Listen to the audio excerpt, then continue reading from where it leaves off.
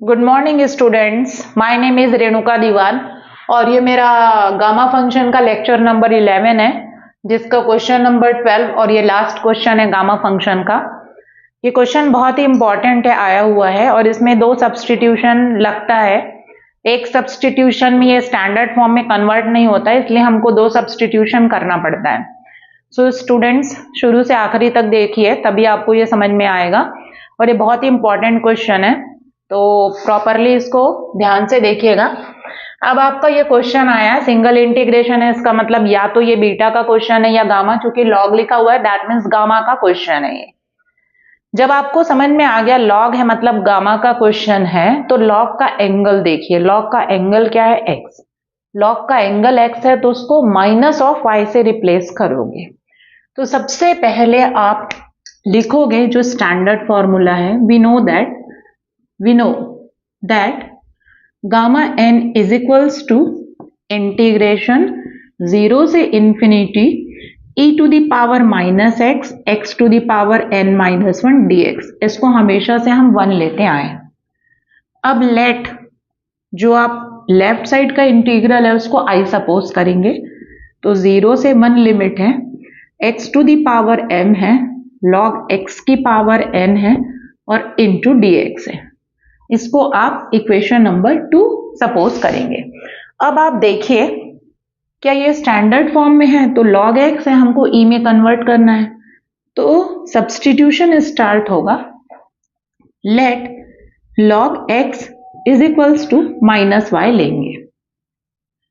अब यहां से x की वैल्यू निकालिए, क्योंकि इसको अगर आप डिफरेंशिएट करेंगे तो अगेन x आएगा, तो x is equals to e to the power minus y होगा, लॉग हटेगा। तो मैंने आपको शुरू से बताया इसका यूज लिमिट के लिए करिए और इसका यूज डिफरेंशिएशन के लिए करिए। तो इसको हम डिफरेंशिएट कर रहे हैं किसके रिस्पेक्ट में? x। तो x का x के रिस्पेक्ट में क्या होगा? 1 होगा, और e to the power minus y का पहले y के ही रिस्पेक्ट में होगा, क्योंकि y का फंक्शन है। e to the power minus y फिर माइनस y का होगा, तो माइनस y का x के रिस्पेक्ट में क्या होगा? dy by dx। dx को क्रॉस मल्टीप्लाई करिए, तो dx is equals to minus e to the power minus y dy। ये हम dx की जगह लिखेंगे, मैंने बॉक्स बना दिया है। log x की जगह माइनस वाई, x की जगह e to the power minus y, dx की जगह minus e to the power minus y dy। अब बस लिमिट निकालना बचा हुआ है। यहां पर x की लिमिट 0 है और x की लिमिट 1 है। When x is equals to 0, x की लोअर लिमिट 0 है, तो लिमिट इससे निकालेंगे। log x is equals to minus y, इसमें आप रखिए तो log 0 हो जाएगा is equals to minus y. log 0 की वैल्यू माइनस इन्फिनिटी होती है, स्टार्टिंग के लेक्चर में मैंने पढ़ाया है। Minus minus cancel, y equals to infinity, मतलब जब x 0 है तो y क्या आ रहा है? इन्फिनिटी आ रहा है। ये हमारा लोअर लिमिट है।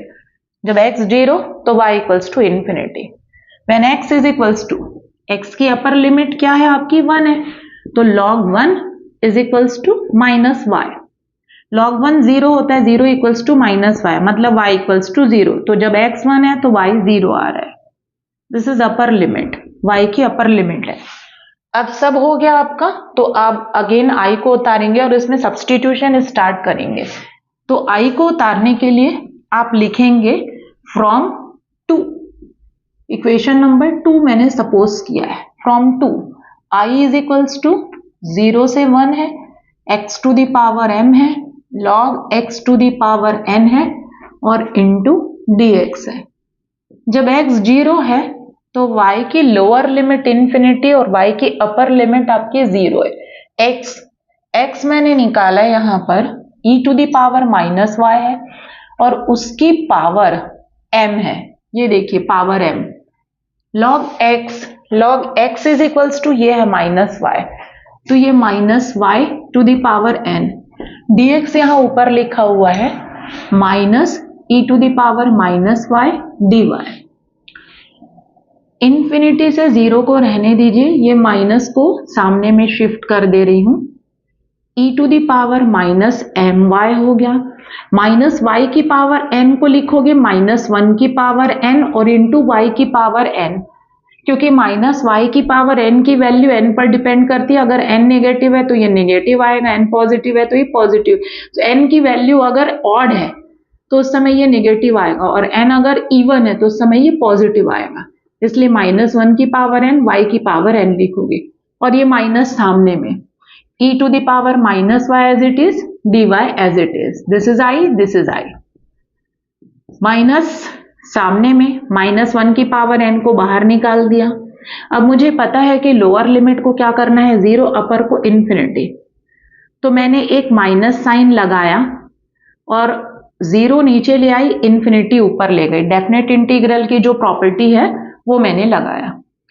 e की पावर -my, ये e का पावर ऐड हो जाएगा -y, और into y to the power n dy, ये हमारा as it is. Minus minus क्या हो जाएगा, प्लस, -1 की power n as it is. i is equals to integration 0 से infinity e to the power, कुछ कॉमन नजर आ रहा है, ये दोनों का पावर ऐड हो गया है, e to the power minus common, तो ब्रैकेट में बचेगा m+1 y, और into y to the power n dy। ये आपका आ गया। क्या ये अब स्टैंडर्ड फॉर्म में है, जरा देखिए तो। 0 से इन्फिनिटी परफेक्ट है। यहां पर प्रॉब्लम है, y का कोफिशिएंट -1 होना चाहिए, बट यहां पर m+1 आ रहा है। इसका मतलब अभी भी ये स्टैंडर्ड फॉर्म में कन्वर्ट नहीं हुआ है, इसको फिर से मुझे सब्सटीट्यूशन करना पड़ेगा। तो ये हमारा सेकेंड सब्सटीट्यूशन है। तो इसको मैंने डाल दिया, इक्वेशन नंबर 3 डाला। अब मैं 3 को सॉल्व करूंगी। तुम्हारा इक्वेशन 2 किस में कन्वर्ट हो गया, 3 में कन्वर्ट हो गया। पहले तुम्हारा इक्वेशन 2 जो था वो लॉग में था, लॉग से तुम्हारा e आया, अब e से आंसर आएगा। तो ये आपका जो i है, इक्वेशन नंबर 3 है, ये स्टैंडर्ड फॉर्म में नहीं है। अगर ये स्टैंडर्ड फॉर्म में होता तो तुरंत आंसर आ जाता है। यहाँ पर y का कोफिशिएंट -1 होना चाहिए था, बट यहाँ पर y का कोफिशिएंट -m+1 है। तो अब हमारा इसको हम सॉल्व करेंगे, दैट इज इक्वेशन नंबर 3। तो इक्वेशन 3 को आप लोग सॉल्व करेंगे तो m+1y को आप अनदर वेरिएबल से रिप्लेस करोगे। तो आपका गिवन क्वेश्चन x में था, अब y में आया, y से अब आप किस में जाएंगे, z में जाएंगे। तो z में जाएंगे तो थोड़ा ध्यान से देखिएगा, z में जा रहे हो तो आप m+1y इक्वल्स टू क्या लेकर चलोगे, z लेकर चलोगे। तो ये रहा, मैं यहां पर कर रही हूं सब्सटीट्यूशन, थोड़ा ध्यान से देखिएगा, ठीक है। m+1 ये पूरा मिटा रही हूं, m+1y इज इक्वल्स टू हम क्या लेंगे, z लेंगे, z। तो उसको सॉल्व कर रही हूं इक्वेशन नंबर 3 को। लेट क्या लिया है मैंने, m+1 और into y is equals to मैंने लिया है z। यहां से y निकालोगे क्योंकि वहां पर y की वैल्यू रखनी है, तो z अपॉन कितना आएगा, m+1, ये हो गया। अब इसको डिफरेंशिएट करिए, किसके रिस्पेक्ट में डिफरेंशिएट करेंगे, y के रिस्पेक्ट में करिए। m+1 constant as it is, y का y के रिस्पेक्ट में 1, z का y के रिस्पेक्ट में कितना होगा, dz/dy, dy को ले जाइए, तो dy इज इक्वल्स टू कितना आएगा, dz अपॉन m+1। तो dy की जगह ये रखेंगे, m+1y की जगह z रखेंगे, और y की जगह z अपॉन m+1। अब बारी है लिमिट की, इसमें रखिए y की लोअर लिमिट यहां पर 0 है, अपर लिमिट इंफिनिटी है। तो when y is equals to 0, तो z भी क्या आएगा आपका, m+1 और into 0, that means z is equals to आपका क्या आएगा, 0 आएगा। No change in lower limit. When y is equals to infinity, इसी में रखोगे m+1 into infinity equals to z, z is equals to कितना आया, infinity. No change in lower and upper limit. अब आप i को उतारेंगे, i इसको सॉल्व कर रही थी मैं, ये पूरा प्रीवियस है, इसको अब मैं मिटा रही हूं क्योंकि ये प्रीवियस वाला था। अब बेसिकली हमारा क्वेश्चन यहां पर छूटा हुआ था इक्वेशन नंबर 3 में, उसको मैं वापस से उतार रही हूं। क्या है, फ्रॉम 3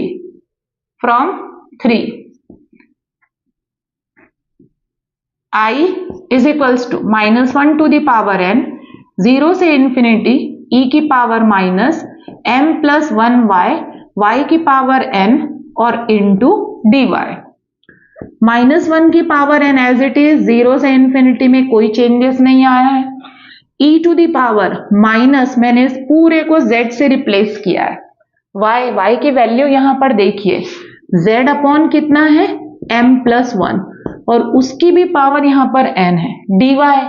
dy मैंने निकाला है, dz अपॉन कितना है dy की वैल्यू, तो dz अपॉन m+1 है, ये है। अब यहां पर m+1 कांस्टेंट है, m+1 की पावर n, m+1 की पावर 1, तो नीचे से m+1 की पावर n+1 बाहर आएगा, -1 की पावर n, ये i है i, कांस्टेंट को बाहर करना है तो m+1 की पावर n+1 बाहर आ जाएगा।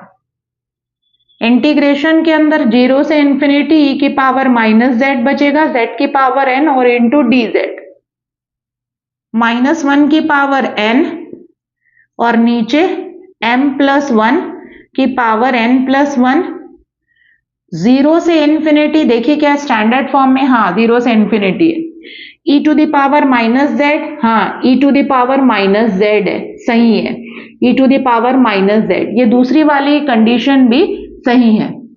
बाकी इसका अगला जो है वो सही है कि नहीं है, ये देखिए, इसका अगला क्या है, बगल में z की पावर क्या होना चाहिए n-1 और यहाँ n लिखा हुआ है, तो इसको क्या लिखोगे n+1 और -1 लिख दीजिए और इंटू dz, तो ये पूरा गामा n+1 का फॉर्मूला है। i इज इक्वल्स टू क्या आया, -1 की पावर n अपॉन में आया m+1 की पावर n+1 और ये आपका पूरा है गामा n+1। मैंने आपको फॉर्मूला बताया था गामा n+1 का, एक फॉर्मूला होता है फैक्टोरियल के फॉर्म में और एक फॉर्मूला होता है गामा के फॉर्म में। फैक्टोरियल के फॉर्म में गामा n+1 को क्या लिखते हैं, फैक्टोरियल n, एक कम में फैक्टोरियल, तो i इज इक्वल्स टू -1 की power n, it is replaced by factorial n, क्योंकि आपको फैक्टोरियल n में आंसर लाना है। आप यहां भी स्किप कर सकते हो, छोड़ सकते हो, बट हमारा आंसर बोला है फैक्टोरियल n लाना है तो फैक्टोरियल n में कन्वर्ट कर दिए और नीचे m+1 की पावर n+1, चाहे तो i की वैल्यू लिख सकते हैं, i क्या है आपका 0 से 1 है, x की पावर m है, log x की पावर n है और इंटू dx है। क्या आंसर आ रहा है, -1 की power n factorial n upon m+1 की पावर n+1, और यही सॉल्यूशन है जो आपको लाना था। सो स्टूडेंट्स, गामा फंक्शन का मेरा ये था लास्ट क्वेश्चन, क्वेश्चन नंबर 12, जो कंप्लीट होता है। आप शुरू से आखिरी तक ये लेक्चर को देखिए, डेफिनेटली आपको पूरा लेक्चर समझ में आएगा। So thank you students.